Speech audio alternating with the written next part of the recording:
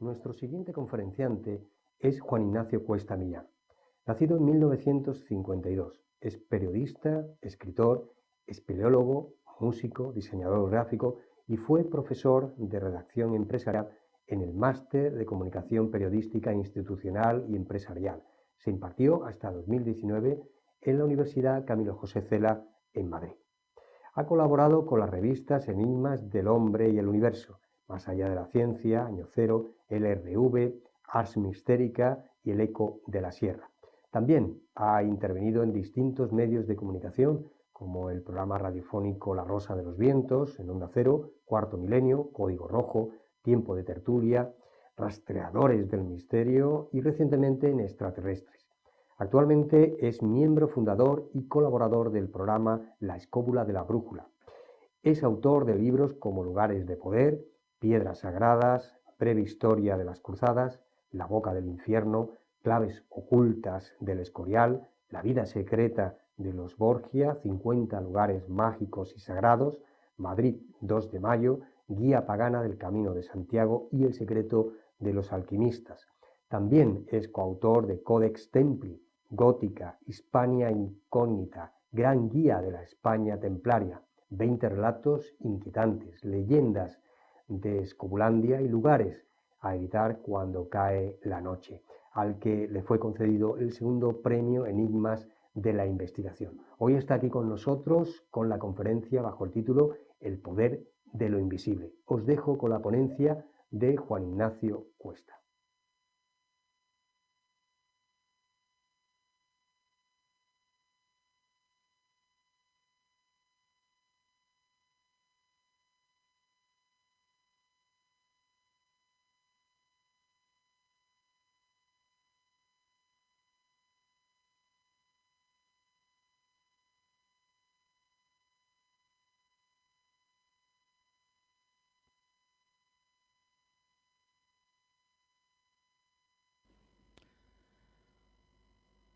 Hola, soy Juan Ignacio Cuesta y llevo muchos años en la investigación de temas que están fronterizos con la ciencia.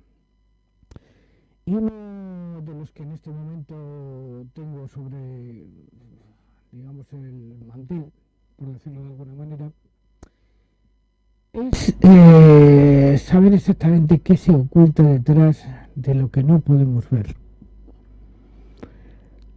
La verdad es que los seres humanos estamos dotados de unos órganos que son los ojos que nos permiten, de alguna manera, poder acceder a la mayoría de lo que tenemos a nuestro alrededor, pero evidentemente no de todo. ¿Por qué? Porque hay muchas cosas que se nos escapan a la vista. Están ahí, pero nosotros no podemos verlas, o porque son excesivamente grandes o porque son excesivamente pequeñas. El espectro de lo visible es reducido en comparación con todo lo que existe. Por ejemplo, si lo vemos desde el punto de vista microscópico, hay miríadas de pequeños seres a los que nuestra vista no alcanza, lógicamente, pero que están a nuestro alrededor. Están a nuestro alrededor y además están de una manera abundante. Son gran cantidad de seres pequeñitos, muy limitados, pero que afectan a nuestra salud y a nuestra manera de ver, como por ejemplo serían los ácaros o serían esas pequeñas monstruosidades que los llaman tardígrados, pero que están presentes en nuestra vida y que son fundamentales para que nosotros podamos vivir. En esto incluimos también las bacterias y incluimos también lo que llamamos la flora intestinal, de alguna manera. Y luego otros que por su naturaleza forman parte de lo que llamamos el mundo inabarcable, de lo inmensamente gigante.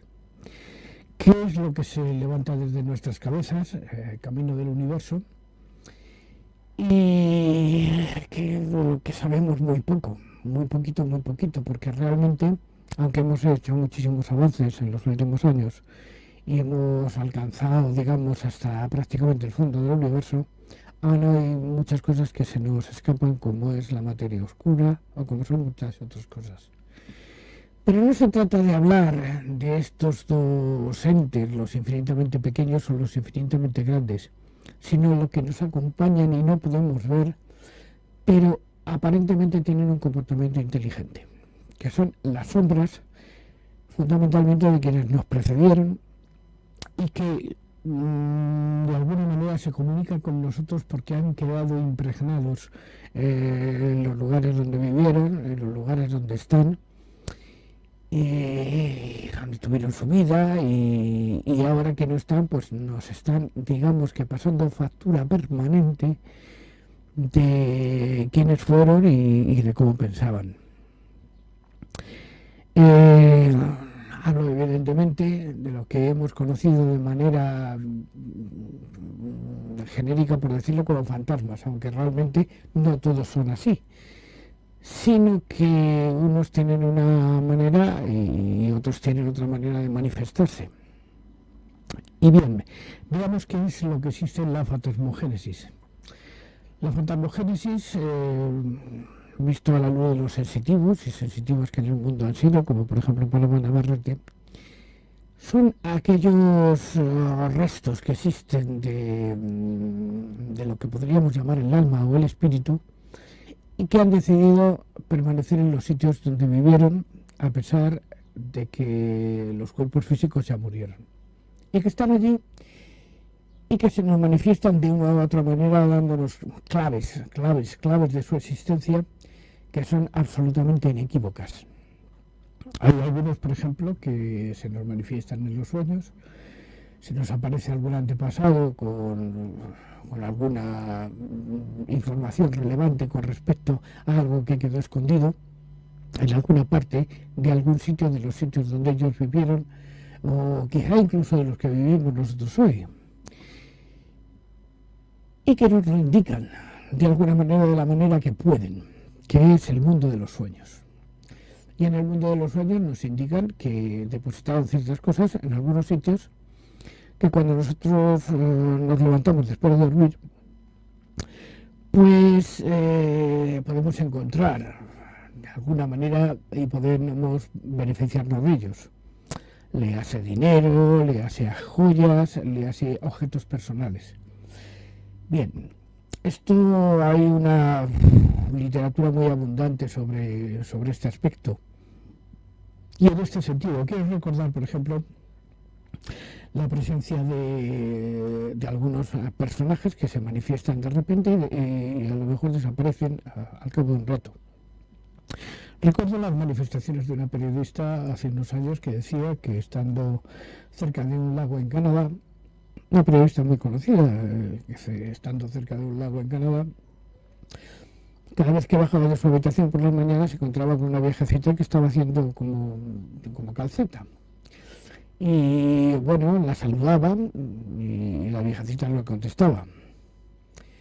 Ella se marchaba, iba a hacer su paseo y cuando volvía, por supuesto, la viejecita ya no estaba. Consultados después sus anfitriones sobre la existencia de esta viejecita que vivía en la casa y que no contestaba las preguntas, decían: sí, bueno, es una bisabuela nuestra que de vez en cuando se aparece y se da un paseito y nunca dice nada y luego se marcha. También hay otros casos más conocidos, como por ejemplo los que se registran en base a lo que conocemos como, diría mi amigo Pedro Amorós, inserciones psicofónicas, que aparecen de una manera repentina en nuestros registros, como si hubieran querido dejar de alguna manera un mensaje, digamos, para la eternidad que puede ser captado por ciertos aparatos. Bien, en ese sentido tengo recogidas miles de estas pequeñas inserciones que muchísimas veces pues tampoco dan una pauta clara de qué es lo que quieren decir. palabras inconexas, bueno, en algunas ocasiones incluso parecen mantener un diálogo con nosotros, pero podríamos hablar de diálogo, es que son difíciles de entender en muchísimas ocasiones.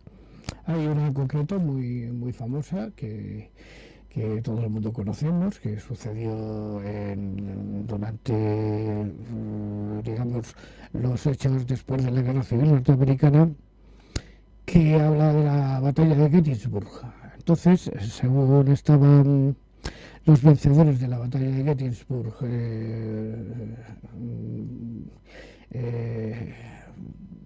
digamos, hablando y celebrando, digamos, su victoria, se escuchan unos altavoces I had to sing, o sea, yo estuve allí, yo vi aquello, y que se ha seguido repitiendo esa grabación en el tiempo y ha seguido apareciendo en los micrófonos y en muchísimos sitios, de tal manera que parece como si se hubiera quedado allí para darnos un mensaje, digamos, in eterno. Si estuvieran aquí algunos compañeros míos que mantienen la teoría llamada de la impregnación, sabrían que esto es más habitual de lo que parece. Yo recuerdo, por ejemplo, la primera vez que me encontré con un caso parecido. Fue hace algunos años en una parroquia donde estaba ensayando con un coro.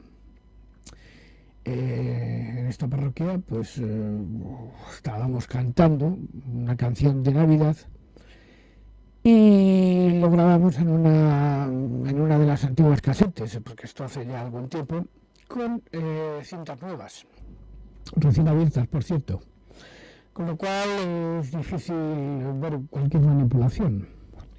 El caso es que las grabamos, las canciones aquellas, y esas cintas quedaron, pues, de alguna manera en el elenco de todas las cosas que se suelen hacer durante bastante tiempo, hasta que dio el momento de escucharlas y ver cómo habían quedado las canciones que cantábamos. Bueno, pues en una de ellas en concreto, y según estábamos cantando una de las canciones, se produce una especie de vacío, de disminución del volumen de la canción, y se escucha de repente la voz de un niño, una voz profunda que era capaz de poner los pelos de punta, que decía mamá.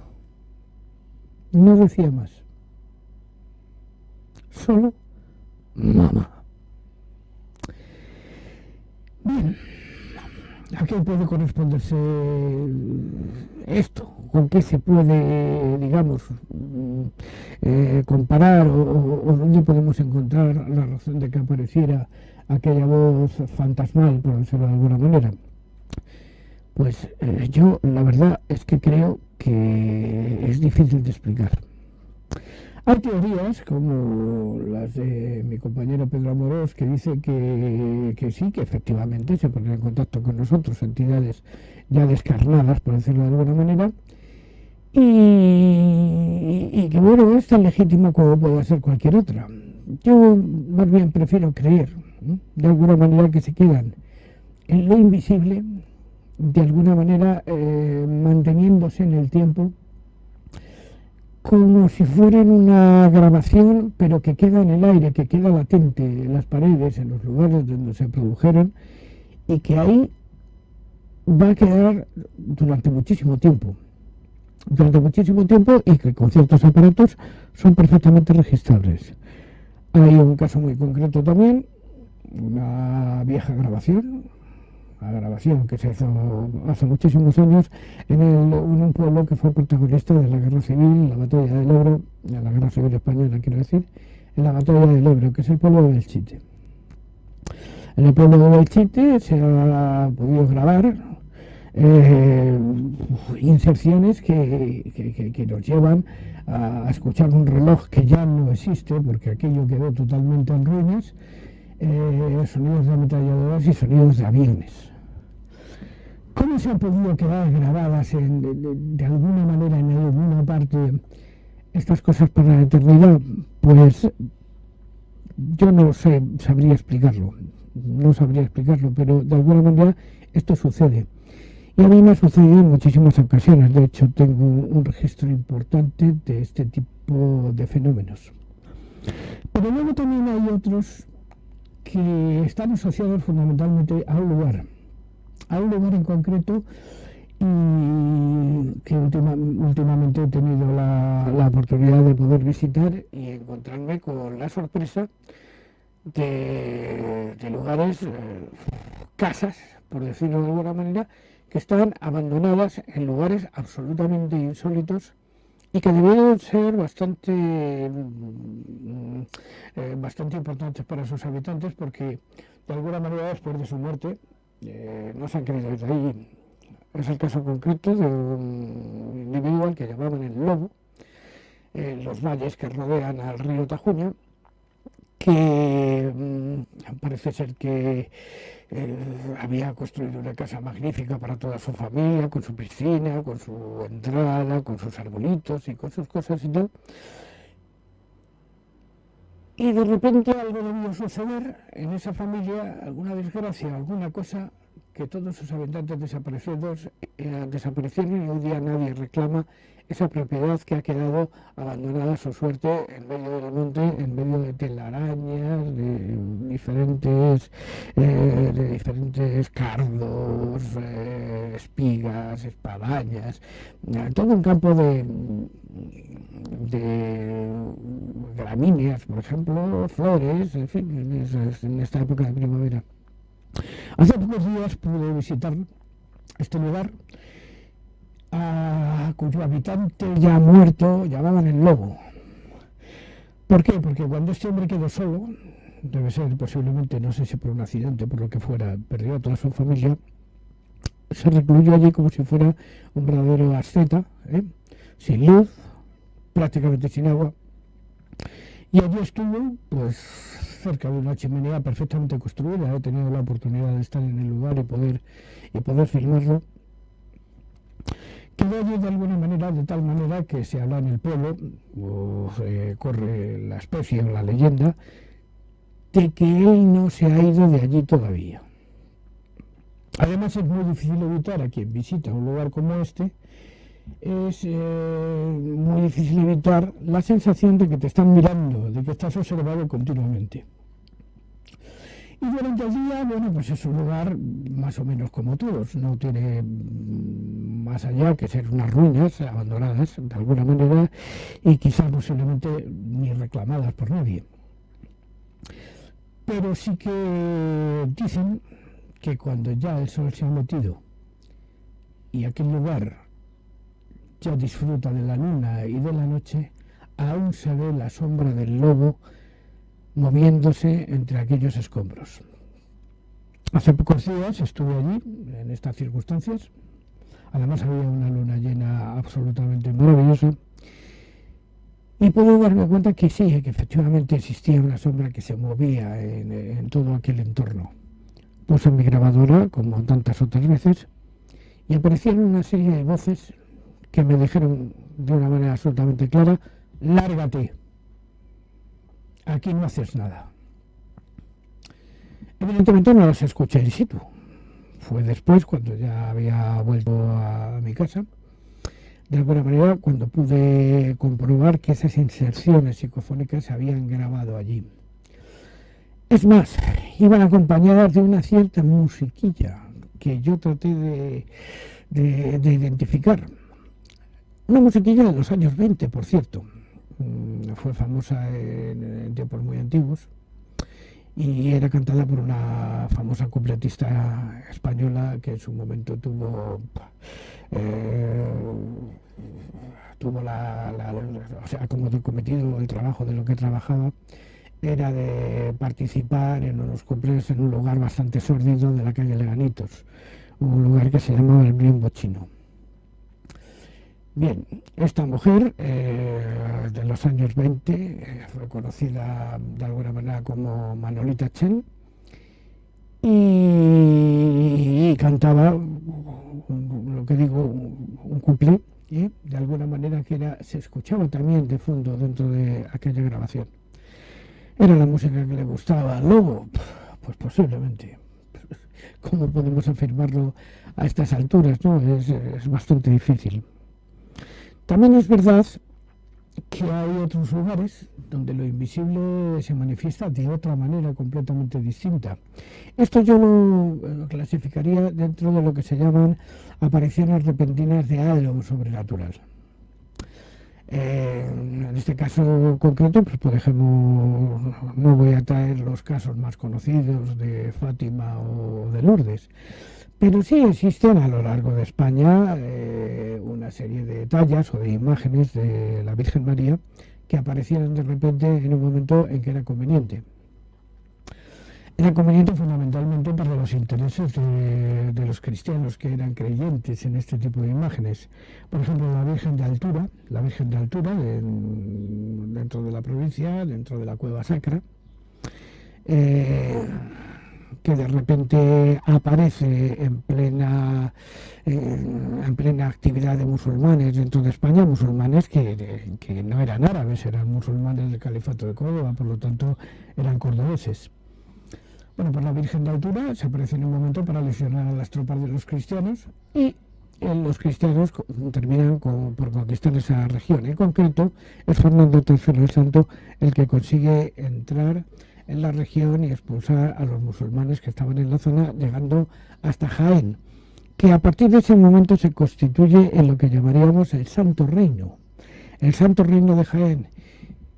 Fijémonos que dentro del cristianismo existen tres santos reinos de alguna manera, que son lugares de peregrinación para la cristiandad desde hace muchísimos siglos, entre otros de categoría menor.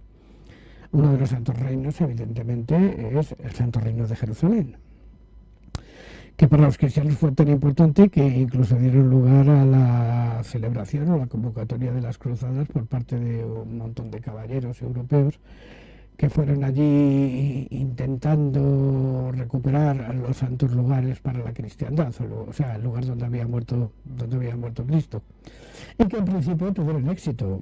De hecho, Godofredo de Bouillon es capaz de en el año 1098 entrar en Jerusalén, y él no quiso entrar, él no quiso reinar en el lugar donde había muerto Cristo, y le cede, digamos, el reinato de Jerusalén al rey Balduino II, el rey leproso, ¿no? Trasunto de una película que se hizo algunos años, por cierto, bastante mal hecha, que se llamó El Reino de los Cielos.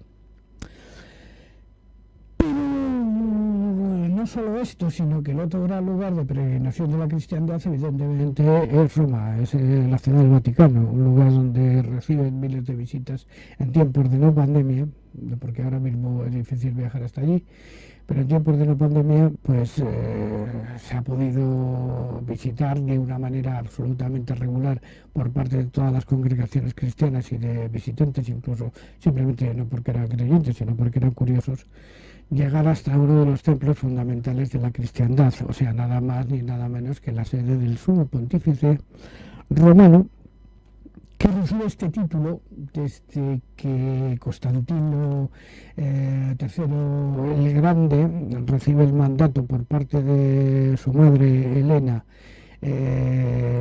esposa del emperador Teodosio, de que tiene que elegir una religión para el Imperio Romano definitiva. Y ella elige, de alguna manera, induce a su hijo a que elija el cristianismo. Es verdad que después se produce el hecho fortuito de que en la batalla del Puente Milvio, Constantino consigue ganar a sus enemigos y ve en ello un signo por parte del cielo de que el cristianismo es la religión que debía ser oficial del imperio. Y a partir de ese momento conviven el emperador de Occidente, por decirlo de alguna manera, y además otra figura que tendrá un reducto dentro de la ciudad de Roma, que es la ciudad del Vaticano, que es el sumo pontífice o el Papa. Y a partir de entonces la sucesión de los papas ya tiene una cierta regularidad, porque los anteriores, cuando en la época de las persecuciones de los cristianos, no se había consolidado, digamos, un papa claro. O sea, existen muchas leyendas de que el primero fue San Pedro, pero realmente no tenemos documentos, no es historicista, no tenemos documentos de que aquello sucediera, por mucho que creamos en ello. Pero sí es verdad que a partir de Constantino el Grande, la religión oficial del imperio sería el cristianismo, que se difundiría de alguna manera hasta el imperio romano de Oriente, situado en Bizancio en su momento dado, y mantenido por, digamos, los emperadores de la zona, que fueron los Basileus. En concreto, Basileus, Alejo Comneno I, es el que inicia una saga que llevaría a través del tiempo a que sus seguidores, Alejo Comneno II, Alejo Comneno III y Miguel Paleólogo, detenten el imperio romano de Oriente, que elige una forma de religión cristiana un poco peculiar, que sería la Iglesia Ortodoxa.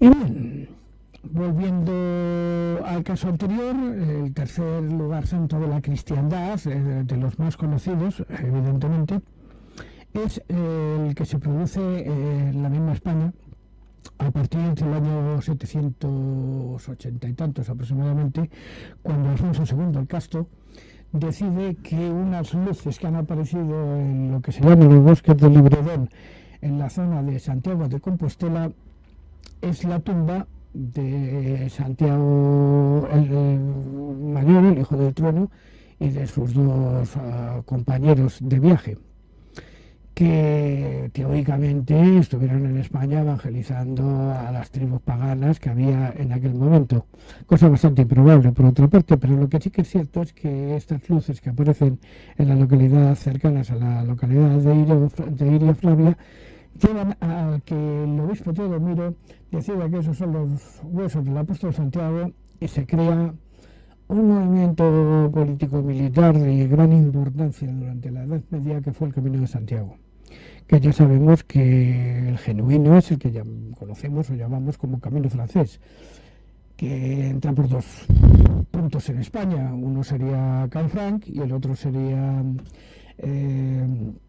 el puerto el camino de Jaca sería el que baja por los valles del Roncal.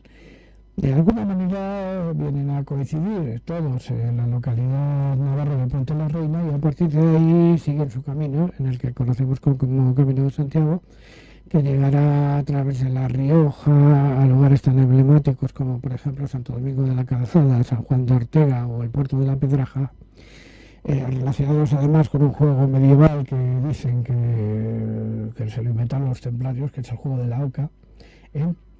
Van continuando hasta la localidad de Burgos, y en Burgos siguen hacia adelante por un camino muy concreto que llevará hasta la localidad de San Martín de Fromista.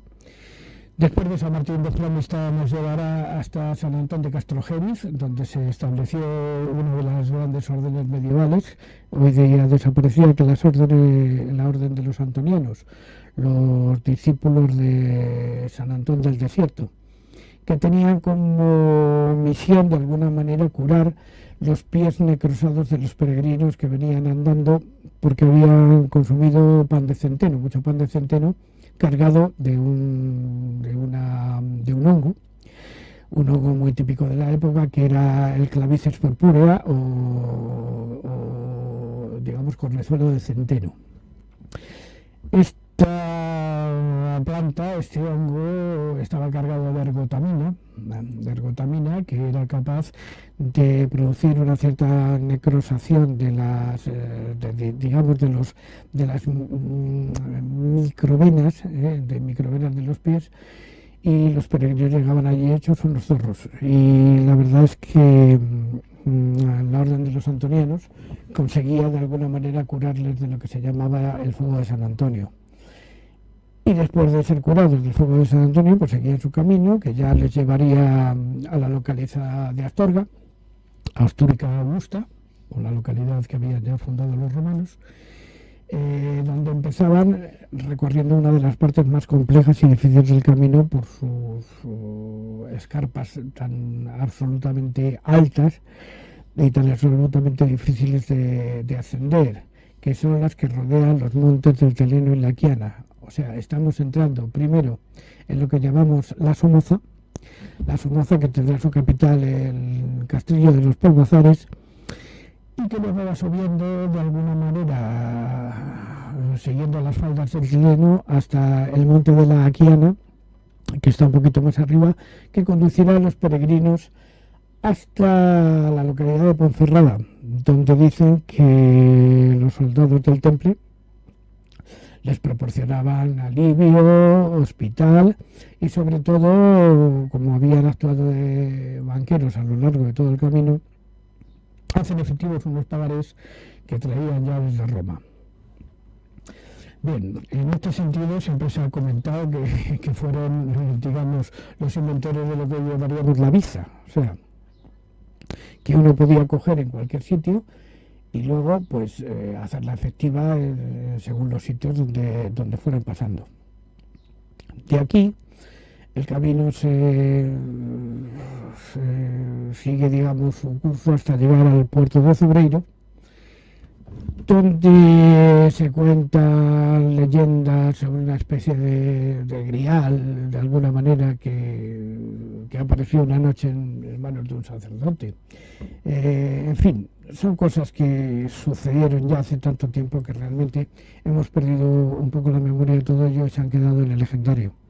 A partir de aquí se produce el ingreso en Galicia, y ya en Galicia pues vamos andando en localidades y templos como San Juan de Portomarín, y vamos subiendo hasta llegar a un monte de Gozo, y una vez a un monte de Gozo y los peregrinos ya alegres por la cercanía a Santiago de Compostela empiezan a entonar el canto peregrinal que era Ultrella, el himno de Ultrella, que se hizo muy famoso, digamos que es un bestseller de la Edad Media. Bien, pues estos peregrinos llegan a Santiago de Compostela, como todos sabemos, y a adorar los supuestos huesos de Santiago el Mayor. Pero el camino no acaba aquí, porque el camino que habían levantado, en el que habían levantado tantos instrumentos los, digamos, conductores medievales, los constructores medievales, que pertenecían a tres cofradías en concreto. Una era la cofradía de los llamados hijos del padre Subirse, otro que da llamada la cofradía de los hijos de Salomón, y la tercera, la de los hijos de la viuda, no tienen su final en Santiago de Compostela, sino que tienen la obligación de llegar hasta Noia, hasta un pueblo de tradición noética, donde dice que el mismísimo Noé había descendido después del diluvio universal. De hecho, el escudo de Noia nos presenta el arca de Noé, de alguna manera, porque allí no se puede dudar de esta tradición. Y el camino, en realidad, ya el de los constructores medievales, el de los iniciados, termina en Fisterra. Termina en Fisterra, que en principio se creía que era el cabo más occidental que existía en toda la cultura. Tengamos en cuenta que América tardaría mucho tiempo en descubrirse. Y en Fisterra, de alguna manera, ha quedado un monumento con unas botas, a las botas de los caminantes que llegaban hasta allí, desde donde se veía el sol hundiéndose en el horizonte como una metáfora de nacimiento, de muerte, renacimiento, resurrección. Y así es como se crearon todas estas estructuras medievales en base a elementos absolutamente invisibles, pero que todo el mundo daba por hechos de que existían. De hecho, la protección del apóstol Santiago era reivindicada de alguna manera por todos los peregrinos, porque se viajaba bajo los auspicios de la protección del apóstol Santiago. El primer libro que tenemos de todas estas entidades invisibles que andaban en el camino es el que llamamos Codex Calixtinus, que fue escrito por un abad que se le conoce como Aymer Pico, pero que realmente se atribuye a al Papa Calixto III. Esto en cuanto a esto. En cuanto a, digamos, el desarrollo medieval de todos estos lugares donde hay una presencia extraña de una protección para quienes deciden emprender una ruta como esta. Lo que pasa es que está evolucionando en el tiempo y ahora mismo estamos en un momento, en una era postindustrial, en la que se ha podido hacer comprobaciones claras y concretas de qué es lo que se ve y de lo que no se ve en la Tierra, pero que nos está de alguna manera influyendo, por decirlo de algún modo. Porque claro, nosotros no somos capaces de ver ciertas cosas porque no están dentro del espectro visible. Eso no significa que no estén, las tenemos ahí. Cosas como las ondas hertzianas, como las microondas, como, digamos, todas las energías que nos vienen del universo desde la llamada materia oscura, y que todas, absolutamente todas, nos están influyendo en todo momento, y que en un lugar tan privilegiado como la Tierra, donde digamos que existe la única cultura inteligente que conocemos, porque aunque sospechamos que existen otras, aún no hemos podido contactar con ellas, sí que estamos influidos por este tipo de cosas. Un caso concreto, por ejemplo, muy típico, que ya traté en su día con el extinto profesor don Fernando Jiménez del Oso, fue el caso de los círculos de cereal. ¿Qué hace que de repente aparezcan en los campos o en los círculos de cereal de ciertos lugares, como en Wiltshire, en Inglaterra, en España, en la provincia de Guadalajara y en otros sitios, una serie de elementos que incluso ha quedado reflejados en la cultura pictórica o en las pinacotecas de todos los tiempos, como dibujos que aparecen de repente en los campos de cereal, que no los tocan, que no los destruyen, pero que sí van formando una serie de dibujos, como una especie de mensajes. Hace muchos años, pues cuando empezó a aparecer este fenómeno, o empezó el registro del fenómeno, porque una cosa, el fenómeno es muy antiguo. El registro no tanto, pero el fenómeno es muy antiguo. Se atribuyera a unos viejecitos que iban por ahí con un rollo de madera haciendo estos dibujos y tal, que vamos, son de tal perfección que solo se pueden ver desde el espacio. O sea que tendrían que hacer unos cálculos verdaderamente extraordinarios. Por lo tanto, es una hipótesis que no es válida. O sea, yo entiendo que el escepticismo nos lleve por esos caminos, pero los círculos de cereal, los crop cycles, que se les conoce técnicamente, no es posible hacerlo sin tener unos conocimientos matemáticos muy avanzados, incluso tan avanzados que incluso hoy día son novedosos. Por lo tanto, hay algo efectivamente que es capaz de hacer estos círculos de cereal, aunque no podamos establecer de una manera clara que sean de origen extraterrestre. ¿Por qué? Porque suceden en ciertas épocas del año nada más. Si fueran de origen extraterrestre, pues simplemente aparecerían durante todo el año, pero solo sucede cuando la mies está alta. ¿Qué es lo que lleva a formarlos y a crear esas formaciones tan extraordinarias que parecen corresponderse con dibujos de lo que llamamos la matemática fractal, o incluso dibujos de matemática euclidiana, pero extremadamente complejos? Pues mira, es difícil de establecer. Lo que es cierto es que aparecen de la noche a la mañana, que nadie ve quién los hace, ni cómo se hacen. Hay algunas filmaciones que ven una lucecita que va por los campos haciéndolo, pero en todos los casos se produce un fenómeno, y es que simplemente se doblan las espigas como si hubieran recibido, digamos, un choque térmico importante, pero no se estropean. O sea que siguen aún teniendo su grano y no lo pierden, de alguna manera. ¿Y por qué en Wiltshire son los más frecuentes? Pues tampoco lo sabemos, porque realmente tendríamos que hacer un trabajo arqueológico importante detectando los fondos de cabaña que hay en la zona de Wiltshire, sobre todo en la zona de Stonehenge, para ver exactamente qué es lo que hay por debajo y que puede influir en este tipo de formaciones. Porque claro, siempre estamos hablando de lo invisible con respecto a lo que tenemos a la luz, pero no hemos hablado de lo invisible que está oculto debajo de la Tierra. La Tierra, a pesar de lo que parece, la biosfera está hueca en muchísimos puntos. Está hueca hasta una profundidad aproximadamente de los 3-4 kilómetros, aproximadamente, porque evidentemente por debajo las temperaturas ya son tan altas que si existen huecos no son practicables. Hay una novela importante de Julio Verne que creo que todo el mundo conoce, que es El viaje al centro de la Tierra, que es una hipótesis muy bonita, pero que es imposible. Es imposible porque hoy día sabemos que el núcleo de la Tierra está a una temperatura altísima y que es imposible llegar a su interior. Pero sí que es verdad que dentro de la biosfera existen huecos que son trasunto del trabajo de los espeleólogos, que disminuyen hasta profundidades bastante importantes. Un caso muy concreto es la, digamos, caverna más vieja que conocemos, en el mundo en este momento, que es la cueva de Boronia Crubera, que está en la población caucásica de origen eslavo, que es Abjasia. Es una cima que tiene aproximadamente 2.121 metros de profundidad en dos caminos que se van a juntar en un fondo del que tampoco se sabe muy bien si existe continuidad o no, porque los pocos que han podido llegar hasta allí creen que todavía tiene continuidad, incluso un poquito más abajo. Lo que pasa es que las temperaturas son muy altas.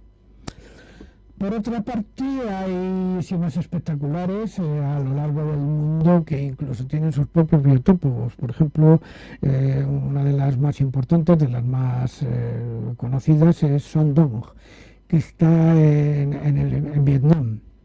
Son Doong tiene un mundo interior de una caverna, o sea, la luz que entra por los agujeros de la parte superior es capaz de crear incluso hasta cultivos, o sea, incluso hay gente pues que vive en su interior, y un montón de especies además poco conocidas, incluso algunas absolutamente endémicas, o sea, solo están allí. También hay lagos, también hay todo tipo de cosas. Son Doong es brutal. Otra de las grandes cavernas donde lo invisible está presente en todo el momento es la caverna del Mamut, posiblemente la más larga del mundo, que está en los desiertos de Oregón y que tiene aproximadamente unos 625 kilómetros de desarrollo. Tal es así que para poder investigarla tuvieron que dotarla de un pequeño trenecito que te conduce hasta hacia la mitad más o menos, porque a partir de ahí ya los espeleólogos se encontraron con dificultades importantes en cuanto a gateras, que hacían impracticable el que existieran trenes ni cosas parecidas en ese momento, ¿no? Por otra parte, dicen, bueno, ¿y en España hay algo parecido? Pues sí, en España tenemos de las cavernas más importantes del mundo también, no solamente por su longitud, sino por su desarrollo. En concreto, en España tenemos la llamada Torca del Cuevón, cerca de la localidad de Arenas de Cabrales, que baja unos 1.575 metros. No es tan profunda como Boronia Crubera, pero tiene la característica de que nadie ha bajado hasta su fondo, porque es prácticamente imposible, por razones técnicas. Pero sí existen otras de gran calado y de gran volumen, por decirlo de alguna manera. En el caso concreto, en el condado de Treviño, de lo que llama la Torca del Carlista, tenemos un hueco al que se baja tras 142 metros de vertical de cuerda, donde uno se siente totalmente sobrecogido porque prácticamente es imposible ver los techos, o sea, podrías meter allí el Vaticano y varios campos de fútbol. O sea, es brutal, es una caverna absolutamente brutal. No solo esa, sino otras muchas que tienen características singulares, por ejemplo el Pozo Azul en Burgos, que es una cueva inundada, donde solamente pueden practicar espeleobuceo personas autorizadas porque es extraordinariamente peligrosa. Se ha conseguido avanzar lo que una botella de oxígeno y los mecanismos adecuados han conseguido, que es unos 14 kilómetros, pero se sabe que sigue más para adentro, pero no se ha podido llegar al fondo porque está toda inundada y entonces sin botella de oxígeno es imposible respirar. Incluso cuando sales de la cueva pues tienes que realizar tareas de descompresión como si estuvieras buceando en el mar. Otra cueva importante por su longitud es Ojo Guareña, que está cerca del puerto del Escudo, cerca de la localidad de Espinosa de los Monteros, en Cantabria, y que tiene unos 109 kilómetros aproximadamente de desarrollo, que es que 109 kilómetros son muchos kilómetros de desarrollo, francamente. Luego, por otra parte, hay algunas cavernas importantes por su longitud y además por su singularidad. Por ejemplo, la caverna que le llaman el Tobazo, que está cerca de la localidad de Orbaneja del Castillo, que es un río subterráneo no muy profundo, pero que lleva al final a llegar a un laguito, que le llaman el laguito de las Hadas, que está completamente oscuro, y donde habitan una serie de elementos que son invisibles a la mayoría de los seres humanos, como es lógico, porque claro, hay que meterse y bucear para poder verlas. Efectivamente hay una serie de crustáceos, lo que llamamos la espeleofauna, de alguna manera, y además los espeleotemas que se han ido formando en el fondo antes de que estuvieran completamente inundados. Por ejemplo, podemos encontrar que en el Tobazo, en el fondo del lago de las Hadas, hay estalagmitas, también hay estalactitas en la parte superior, pero sobre todo las estalactitas del fondo que te permiten bucear entre estalactitas. Otro fenómeno importante entre el mundo de lo invisible, de lo difícilmente visible, por decirlo de alguna manera, sería lo que llamamos los cenotes del Yucatán. Los cenotes del Yucatán, que son auténticos ríos subterráneos, que de vez en cuando tienen una salida, que son los llamados cenotes, pero el resto son ríos subterráneos que van hacia el mar. Algunas son hasta de 140 kilómetros aproximadamente de longitud, y moverse en ellas, pues eso, requiere de un cierto material, de una cierta destreza. Son visitables al turismo con los guías oportunos que ya se las han estudiado, lógicamente porque forman un atractivo turístico de la región. Pero la verdad es que cuando tú tienes que andar 20 kilómetros metido prácticamente dentro del agua, pues claro, tienes que llevar un neopreno, tienes que llevar una máquina que te impulse y tienes que llevar botellas de oxígeno. Un caso, por ejemplo, importante en España es la llamada Fontona de Muriel, que está en la localidad cerca de Calatañazón de Muriel de la Fuente. Esto es una surgencia que tiene 4 sifones, de los cuales solo se ha podido visitar de momento 2.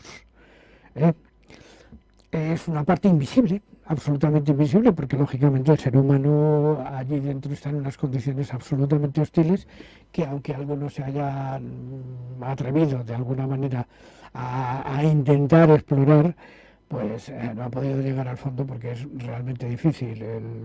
Las botellas de oxígeno no llegan tanto, o sea, y además luego hay que efectuar descompresión en cámaras hiperbáricas porque baja más de 40 metros por debajo de lo que sería la superficie natural, o sea, sería como bucear en el mar, pero en medio de la provincia de Soria. Bueno, pues todos estos lugares están llenos de entidades invisibles que están allí, que nosotros no la podemos ver, pero que están y se nos manifiestan de alguna manera. Voy a contar, por ejemplo, una de las más sorprendentes que yo he vivido. Hace aproximadamente 1 año y medio estuve en la localidad en la cueva de Cueto Coventosa, en Cantabria, en el Valle de Asón, y el Valle del Río Asón, quiero decir. Bueno, pues entonces resulta que en uno de los momentos en que un espeleólogo se queda colgado de una cuerda y se queda en soledad mientras sus compañeros van siguiendo sima abajo, pues uno empieza a escuchar cosas que no ve, pero cosas que están ahí.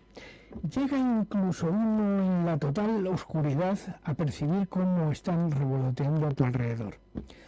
Y en este caso, en un momento dado, yo había apagado las luces del casco, para ver, digamos, para ahorrar, digamos, de alguna manera energía. Pero claro, cuando empecé a notar que a mi alrededor estaban revoloteando cosas, lo encendí y vi uno de los espectáculos más maravillosos y más impresionantes que he visto hace muchos años. Y es que era una murcielaguita, que en el fondo es un mamífero, es un ratoncillo con alas, estaba dando de mamar a sus murcielaguitos. Bueno, es realmente sorprendente. ¿Por qué? Porque la gente piensa que no hay vida dentro de estos lugares tan hostiles para el ser humano, pero sí que la hay. la hay y algunas especies. Hay, por ejemplo, las eotermas, que son del género de los escorpiones, no tienen su letalidad, pero sí que están ahí en el fondo de todos estos lugares. Pero vamos, la que nos importa aquí o en este congreso, las que tienen un contenido auténticamente paranormal, es las que tienen que ver con el hombre, de alguna manera, y con lo que llamamos las ECM, o sea, las experiencias cercanas a la muerte. Hay gentes que en un momento dado han estado en un hospital donde tenían, sobre todo últimamente, donde tenían un familiar al que se estaba tratando de alguna manera de una afección complicada, y que de repente pues les dio en el pasillo que daba lugar a esas UCIs sacar una foto del lugar. ¿Y qué aparecía en la foto? Pues aparecía su pariente, el que estaba intubado. ¿Y cómo es esto posible? ¿Cómo es que nosotros podemos fotografiar a un ente? A un ente que está en ese momento metido en una cama y está completamente intubado. ¿Es capaz ese ente de proyectarse de alguna manera? Pues sí, sí es capaz de proyectarse. ¿Por qué? Porque de alguna manera hay una parte sutil en el ser humano, una parte espiritual que está continuamente saliendo de su propio cuerpo, sobre todo cuando está en estado de letalidad y que se da paseos por el mundo. ¿Podríamos llamarlo viaje astral? Bueno, sería una manera de denominarlo. Algunos expertos en la materia, como por ejemplo mi compañero Enrique Ramos, dicen que efectivamente que se trata de viajes astrales y que son experiencias pues de alguien a puntito de morir, que luego a lo mejor al final no se muere, pero que tampoco ha sido consciente de haber estado dando paseos por el pasillo de una manera captable por una cámara. Hay un experimento, por ejemplo, que todo el mundo puede hacer, yo se lo aconsejo, y es que miren a través del visor de una cámara de fotos, el mando de la televisión. Tú no ves en el mando de la televisión nada, absolutamente nada, pero si lo miras a través de una cámara verás cómo está oscilando los rayos infrarrojos que están enviando en ese momento la información para cambiar de programas o para para los tipos de servicios que nos da la televisión. ¿Por qué? Porque hay muchas cosas, vuelvo a repetir, que no podemos ver, pero que están. Y el poder de lo invisible pues es fundamental. Aunque a mí personalmente creo que en un espacio como este o en una, digamos, charlas como esta, lo que realmente nos importaría, lo que realmente tendría una cierta trascendencia, es poderle dar carta de naturaleza a la existencia de esa persistencia de la vida después de la muerte, de alguna manera, no sé si inteligente o no inteligente, pero que queda impregnada en las paredes de los lugares que habitó y de los que no se quiere separar. No puedo decir mucho más, solamente que cada cual haga sus propias experiencias y sea capaz de encontrarse con este fenómeno tan absolutamente extraordinario, que es lo que no vemos, pero se comunica con nosotros, de alguna manera. Lo hace muchas veces a través de aparatos, pero muchas veces las personas sensitivas lo perciben claramente sin necesidad de aparato ninguno. Y como dice aquel, quien quiera participar de este tipo de experiencias o quiera tener las suyas propias, no va a tener más remedio que sumergirse en el campo fascinante de lo desconocido. ¿Que la ciencia le dirá que está loco? Bien, lleva muchos años diciéndolo, pero la tradición, el legendario y todo nos llevan por el camino de que estas cosas, nos guste o no, existen y están ahí. Así que con esto doy buenas noches a todos y les invito a que traten de realizar sus propias experiencias para que comprueben la realidad de lo que no ven y está a su alrededor. Suerte y que tengáis éxito en vuestros experimentos.